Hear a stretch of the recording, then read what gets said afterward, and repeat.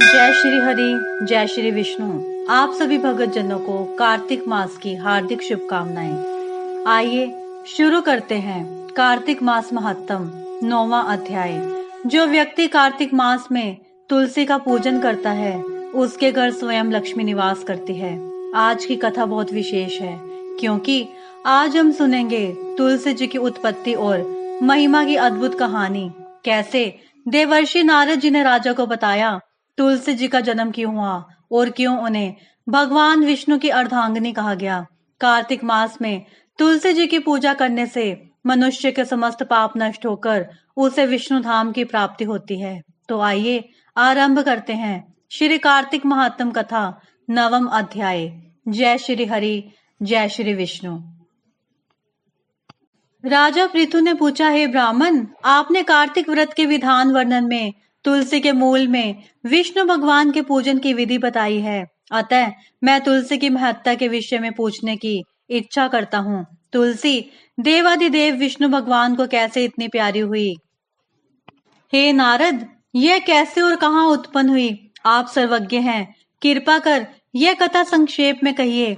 नारद जी ने कहा, हे राजन, आप सावधान होकर तुलसी जी की महत्ता तथा जन्म का प्राचीन इतिहास सुनिए। मैं कहता हूँ, प्राचीन काल में सब देवगणों तथा रंभादिक अप्सराओं से सेवित इंद्र जी शंकर भगवान के दर्शन निमित्त कैलाश पर्वत पर गए।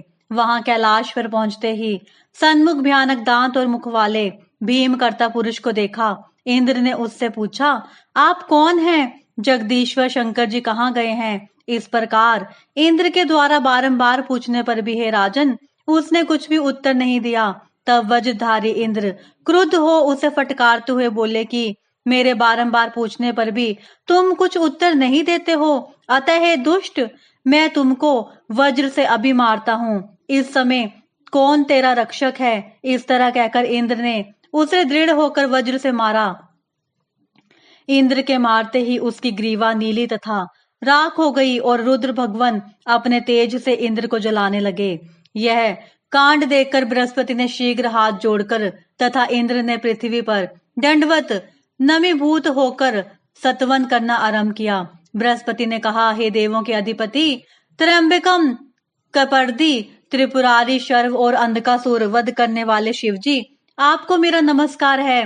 अदृश्य रहने वाले, अनेक आकृति धारण करने वाले शंभु, यज्ञ विंध्वसक, यज्ञ फलदाता, कालांतक काल, काल सर्प को धारण करने वाले, ब्रह्मा का शिरोच्छेदन करने वाले, ब्राह्मण के हितकारी, हे शिव जी, आपको नमस्कार है। नारद जी ने कहा, इस प्रकार बृहस्पति की स्तुति करने पर तीनों लोगों को भस्म करने में सशक्त शिव जी अपने नेत्र की दहकती हुई अग्नि को संभालते हुए बृहस्पति से बोले, हे देव गुरु, आपके सत्वन से मैं अति प्रसन्न हूँ। अपनी इच्छा अनुसार वर मांगे और आज से इंद्र को जीव दिलाने के कारण तुम जीव नाम से संसार में विख्यात होगे।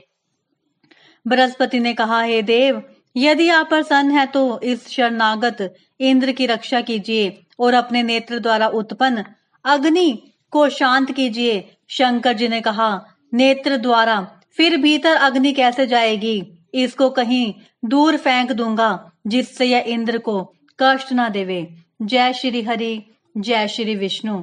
तुलसी जी का जन्म कोई साधारण कथा नहीं, यह भक्ति, त्याग और प्रेम का ऐसा उदाहरण है जिसने स्वयं भगवान विष्णु को भी पृथ्वी पर अवतरित होने को विवश कर दिया।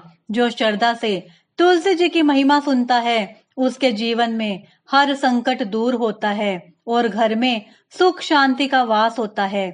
ऐसे ही दिव्य कथाएं रोज सुबह 5 बजे सुनिए, केवल प्रभु के प्यारे विद पूनम चैनल पर। और कल की कथा में जानिए कैसे तुलसी जी का विवाह स्वयं श्री हरि विष्णु जी से हुआ और कैसे आरंभ हुआ तुलसी विवाह का पवित्र पर्व।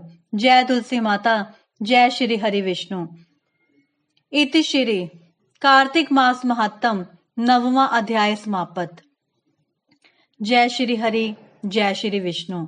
मेरी विष्णु भगवान से प्रार्थना है, जो भी भगत जन समय निकालकर कार्तिक मास महात्म की कथा का श्रवण कर रहे हैं, उसका रसपान कर रहे हैं, उनके कोटि कोटि जन्मों के पाप क्षीण हो जाएं। जय श्री हरि, जय श्री विष्णु।